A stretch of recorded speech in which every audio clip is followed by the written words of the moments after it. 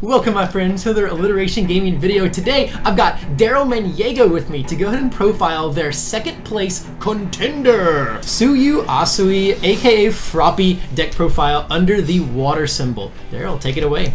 Yeah, so I mean we all know that Froppy is a pretty silly character, right? Silly, yeah. I was originally gonna play Todoroki for the event. I was playing, like, I've been play testing Todoroki Water like the entire time, dude. Shout out to Erickson Just from the My Hero server. I was playing Todoroki against him like maybe like 2 days before the provisional, and he he destroyed me with Life Toga like six matches in a row, dude. Just Life Toga is one of those good decks. No, yeah, it's a great deck. I remember watching Phil Birch's video, and he was like, I think Water should just be played on Froppy, and I was just like, you know what?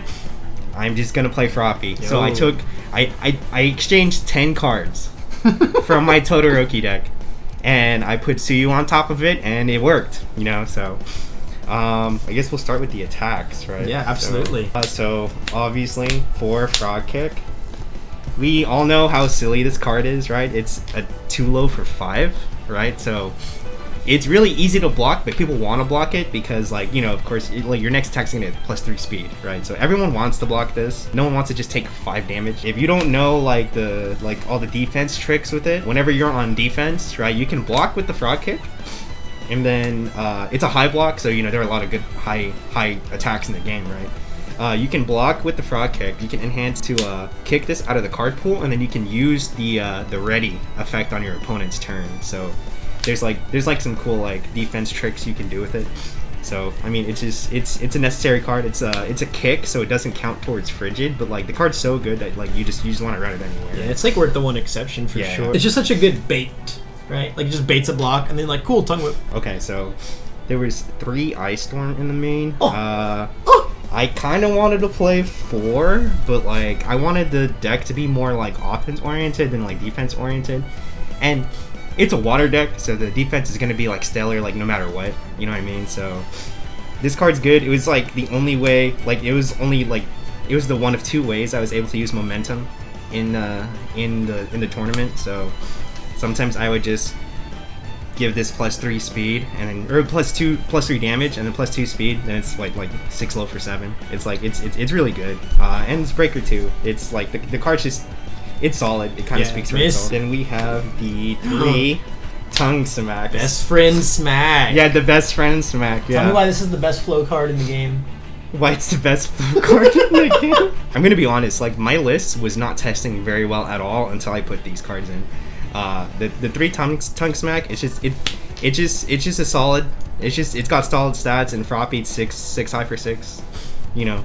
It's definitely not a 7 high for 6. No, not like Ochako does it. Yeah, and like, you know, the draw just like it gets you there. You know what I mean? Like you draw an attack off of it, then it's just another attack, and like the Froppy like chain. You know, it's just a good solid card. Like just combined with a heat wave and like nothing else can turn into like a whole crazy kill turn.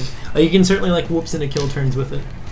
Okay, so it's 4 tongue whip, and I'm actually gonna talk about the grasping at the same time. Okay. These cards are like kind of like they're annoying. Right? They're very annoying. They're super annoying. If you have like these in your hand, you can definitely just like put like 2 to 3 cards in your opponent's card pool, and then they like can't block anything after that. This is like really good advice from Sam Tate, right? Sam Tate used to say that you start with tongue whip, right, and then you do your turn, and then you end with tongue whip. That's like the way you used to do it. But like starting with tongue whip always kind of felt bad, because like sure you put a card in their card pool, right, but you don't get the +1, or you only get +1 damage, right? So like playing Tape Stream lets you start with Tape Stream, right, and then you can just end with all the tongue whips you want, right? Yeah. And then like even like 2 Tape Streams in a row is still like insane. You know what I mean? It's annoying. Yeah, it's actually just like annoying. There was like Su's already +2 speed to everything, and each of these is 1 speed to everything, more or less. Yeah, for sure. There are so many times where I would just play Tape Stream, and I didn't care if they blocked it. I don't care if they took it. All I wanted to do was stuff the card pool. Yeah. So there was a lot of times where I would just go Tape Stream and like not even bump the speed. I would just save like all the flips and the speed bumps for everything else that came after it. Like this, putting something in the card pool, it already did its job. Speaking of, you know, me wanting to play Todoroki, I did pick up 4 XR Heat Waves because I really wanted to play Todoroki. This card is super good in any ranged water deck, any range package, but it's extra cranked in Froppy just because you can make it live the turn you're gonna use it. So like if you have like 3 ranges in your discard, right? And then you have like 3 ranges in your hand plus Heat Wave, you can just make it live. You know what I mean? Yeah, because you're kicking all of them from the card pool. Yeah. Whereas like, you know, pretty much any other character, the red enhance. Yeah, dude, the red enhance, dude, it's the best one. Like any other character would look at that and they'd be like, well, my fridge is just not live this turn. But Froppy's the only character that can like that could make it live that turn. So like the extra the draw 2 got me so many kill turns. There would be times I would just like draw 2 attacks off of this and then like it just gave me the game. It's just extension. It's extension and like it's fast and it gets big. And sometimes like even like if you get like if you mill 2 ranges off of it, then like your opponent's like they're gonna block it. Yeah, it's like what? It's like a 7 high for what? Then 8? I want to talk about this card last because it's the problem child. It is the problem child. It is the problem child. There were so many turns where like this like extended my turn, right? It gave me a lot of turns where like I just shouldn't have been able to keep going. Like the ready to was like insane the entire time. Like I remember like there was a game where I had Frog Lashing and Frigid in hand. If I went Frigid Frog Lashing, I would have never made that turn. But since I went Frog Lashing, right, I was able to ready stuff and I was able to play Frigid. Like even if I check at 3, right, I still had everything ready. You know what I mean? So like it's an extender, it's a finisher, right? The card just does everything. You know what I mean? If you played as your first attack, you check at 3, then it was free. Yeah. Right? So, generally you don't want to open it with it. You know what I mean? But, like, if you have to, if you check at 3, then, like... It's like a guaranteed pass no matter what. Like, it's like it's just a total fail-safe card. Mm-hmm. And then, like, in the middle or in the end, it just extends and, like... It's a 3-diff for, like, 10 plus. And it's got Breaker 1. That's crazy. So that's what, 20... Should be 26. 26 attacks. Yeah, 26 attacks. How big is the deck overall? It's 70 cards. 70 cards? Yeah, it's 70 cards. Hell yeah. It's water. Like, so you know, like... It is water. Water just wants to play so many foundations, right? You're just going to have a pile, like, no matter what. Mm-hmm. So for actions, only just the 2+ Ultra. It's a good defensive card. It was one of the other ways that like I could use momentum, you know, like so most of the time in Froppy, like even if your attack hits, you're gonna kick it out of the card pool, and like the only momentum you take is your last attack, right? If it's a matchup, you do want to take momentum in. Most of the time, like 1 momentum, I mean, like it helps Ice Storm, it helps plus Ultra.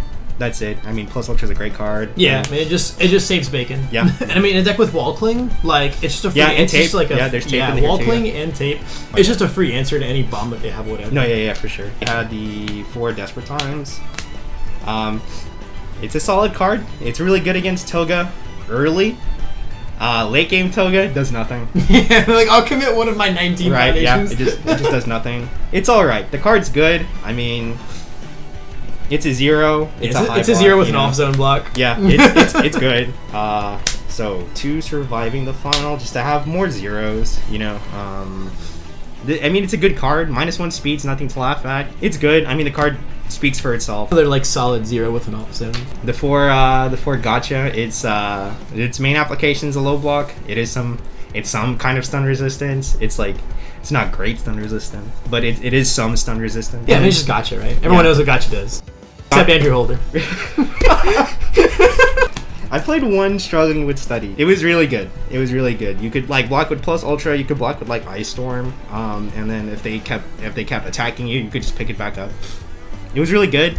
I found myself citing in the other copy like pretty much the entire tournament because I had one in the side deck.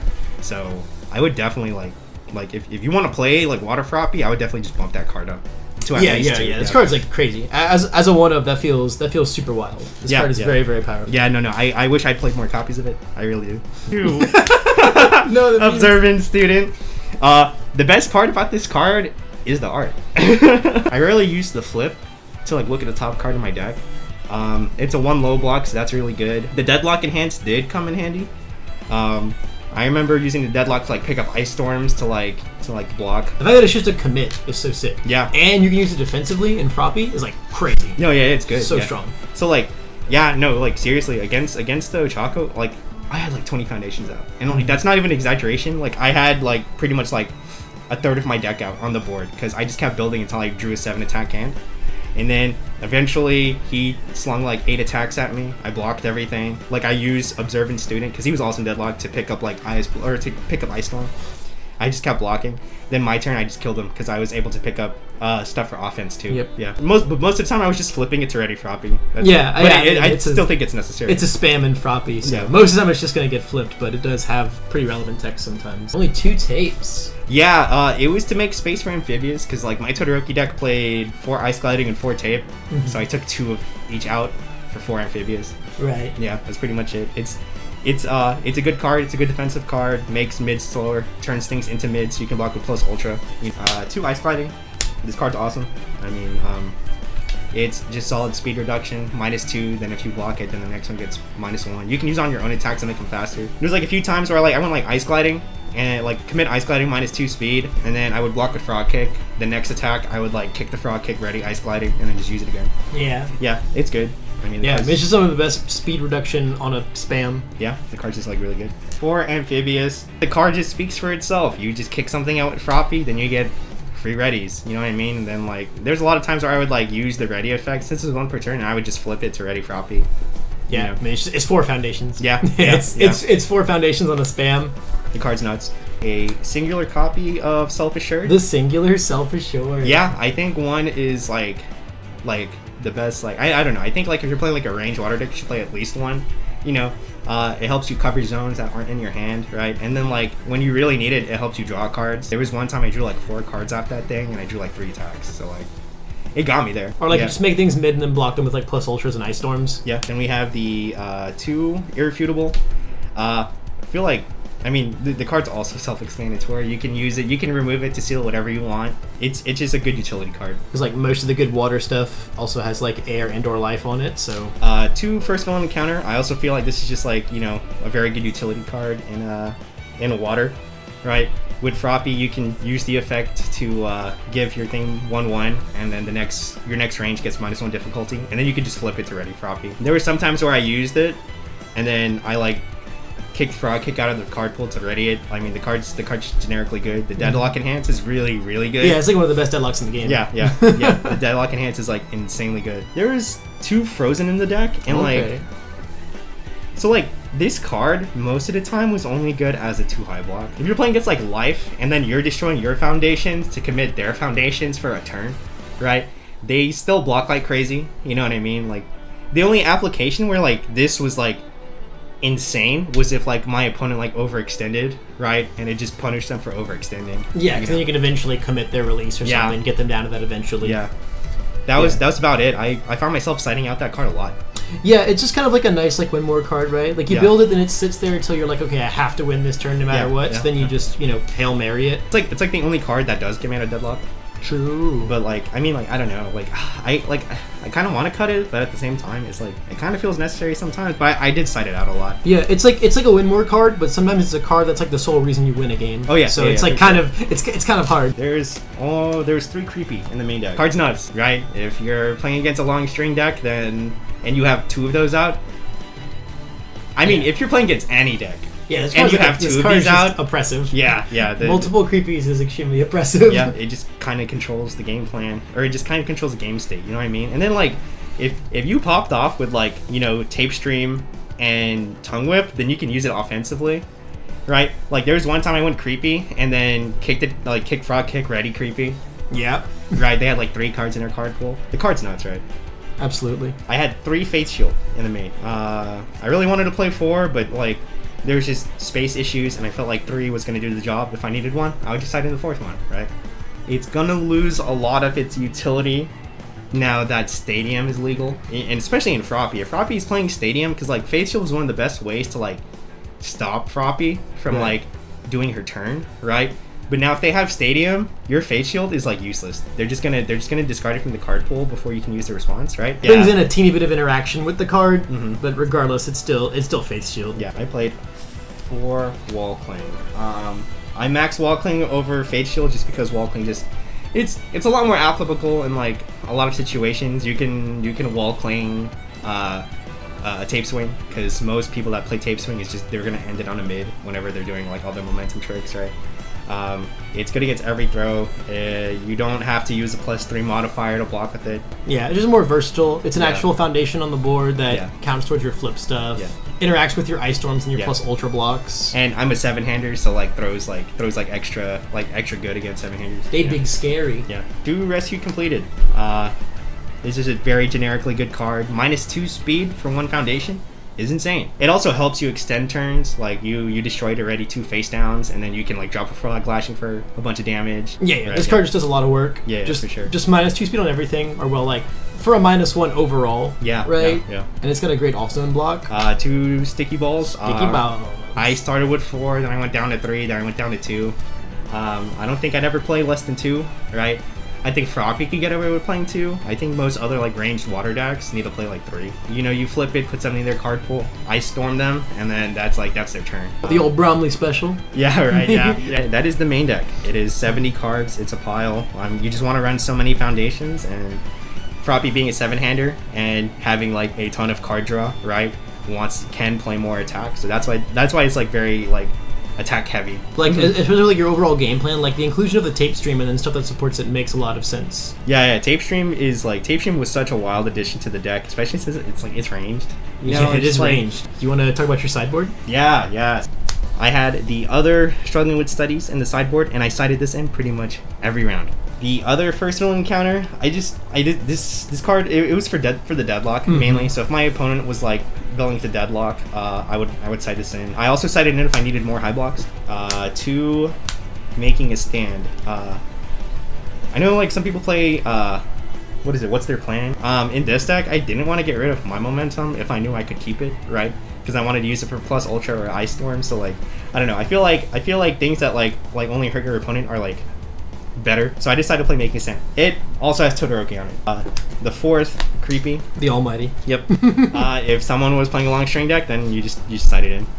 Face Shield. I mean, if your opponent plays a lot of throws or a lot of stuff like like Jolt and whatnot, you just side it in. Yeah.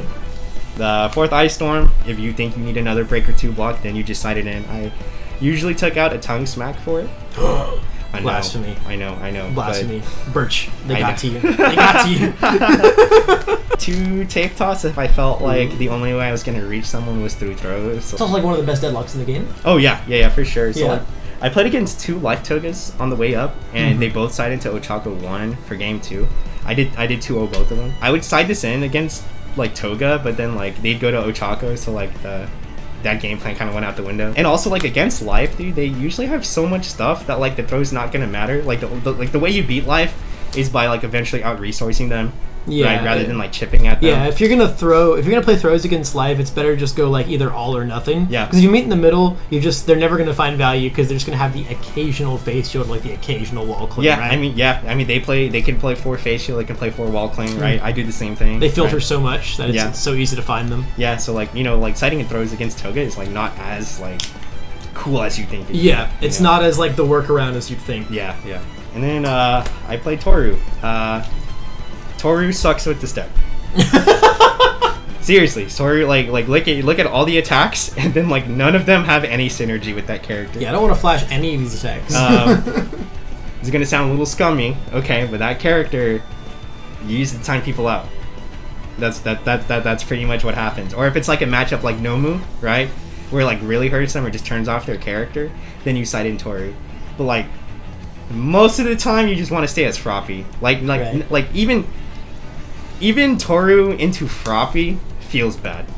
You know what I mean? And like a lot of people like to go Toru against Froppy, and it doesn't really do anything, because if they build up to like 10 foundations, then it can kill you no matter what. Yeah, like you're dedicating your whole character to make like half of their character worse one time out of like 6 times. No, yeah, it's for just sure. not particularly worth it. You're better off just playing your own deck, I think. I Against like Nomu, Ochako 2, like 5-handers and stuff. Yeah, I do think she's quite good against those matchups. I sided this in one time. It was against Mineta 2 in the very last round, in round 8. Yeah. And it was to qualify for top 16. Right. So like the guy, man, he was playing Mineta 2, and then like when I killed him, I played through a face shield and a Mineta build. So like I had 2 face down foundations in my card pool. Yeah. But I played through it and I killed him with like a heat wave or something. If Mineta doesn't generate momentum, then he's a 5-hander. Game 2, I'm not gonna slow play him, but I know Toru is gonna insanely extend the match. You know what I mean? So I went Toru, and I would do stuff like play Frog Kick and then flash it, Yeah. Right? It does nothing, but like, and then after I would just build, so he can't debuild me. Then his turn, I would just flash like Great Crush or something. Yep. You know what I mean? So like, it's like, I kind of felt bad about it, but this game is based on a fighting game, and Time Versus Game is a real thing. Yeah. So is there, after running the whole event, is there any immediate changes you would make to the list from here on out? Yeah, no, I would play the stadium. Mm-hmm. Yeah, the asset. Yeah, the stadium's insane. The Frozen, like I said, I don't know if I would play them. Maybe just one in the main and then side in more, but like, I'm thinking about like all the good decks. I'm just not sure what I would side it in against. Like, there's no like super big. Yeah, I don't think it's really much of a sideboard card. Yeah, I think it's just kind of if you want to play it or don't want to play it type of card. And the Struggling with Studies. Yeah. I would definitely put another Struggling with Studies. I am gonna be honest, like, don't know if this is main board worthy. I mean, I know it hits wall claim. Yeah, I don't feel fantastic about that card much anymore either. I think it's, I don't know, I feel like it's just a little heavy-handed for what it's worth. Maybe I don't play that card anymore. Maybe I play Stadium, but definitely Stadium needs to be in the deck because like, it's crazy daisy. Toru is like I feel like it's necessary for like literally just for time purposes, because when I was playing in top 16, there's no way I was ever signing this in top 16. I'm not going to win anything with this card. Yeah. Seriously. Like, in this deck, I'm not winning anything playing Toru. Like, all I can do is just reach for time. That's pretty much. Would you ever side Kamui? Kamui. That's an interesting one. Just for, like, the string decks? For string decks? I mean, I already have Creepy. That's fair, yeah. That's fair. Kamui... with this kind of deck doesn't really work because like this card kind of sucks with Kamui. Yeah, it's also just kind of hard to talk about like siding off of like the best character. Yeah, like why would I switch from like an S tier character to like a B tier character? Yeah, just to like just for like some slight counterplay. Right? Yeah, seriously. Like, yeah, and then like I mean, Tsu is a water character. She plays defense so well anyway. Yeah, just being able to kick things on both turns and just the applications that has with stuff like Frog Kick and Amphibious is like mental. Yeah, it's really mental. Well, man, Darryl, thank you so much for coming on and showing off this deck, man. This deck is super duper gnarly, and congratulations again on your superb performance with it. Yeah, I mean, second place is nothing to scoff at. A few shout outs. I do want to shout out Tony Hevia. That's my homie, man. Tony. We're friends in real life, and we had to play in top 4 of the provisional, and like that was the most intense match. They had to keep Texas gang down. Yeah, no, yeah. We had like, do you know how many Texas people did we have in top 16? I think we had like 4 people. Something like that. Yeah. Yeah, we had 2 people from Houston. That was pretty cool. But shout outs to Erickson Just, like my webcam training partner. He's the one that made me switch to this deck. He just destroyed my Todoroki deck. Yeah, he broke me. No, yeah, he broke me. Yeah.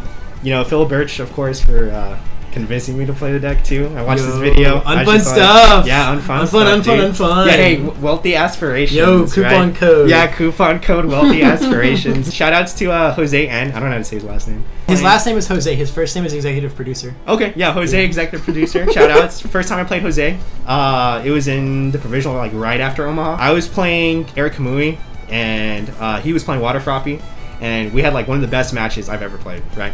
Then when I played him in this provisional, we both entered the room, and he was playing Air Kamui, and I was playing Water Froppy. The role reversal. We just switched the characters. It was so funny. Man, no, yeah, he definitely destroyed me in that. Like, he had like 3 confused on the board. I'm like, I'm not getting anything done. I can't do it. I'm not getting anything done against this character. Jose is such a treat, and he builds the wildest decks ever. Yeah, my only loss in Swiss was to Jose. Shout out to Chris Smith. You know? Yeah, congrats, Dad. almost got divorced over finals. Cool. Thank you so much, Darryl. Yeah, no problem. Thanks for having me. Yeah, no problem. Next time you profile on the channel, it'll be with the second place Selkie Matt. Yeah, the second place Selkie Matt. Yeah. All right. Thanks so much for watching, guys, and we'll see y'all the next one.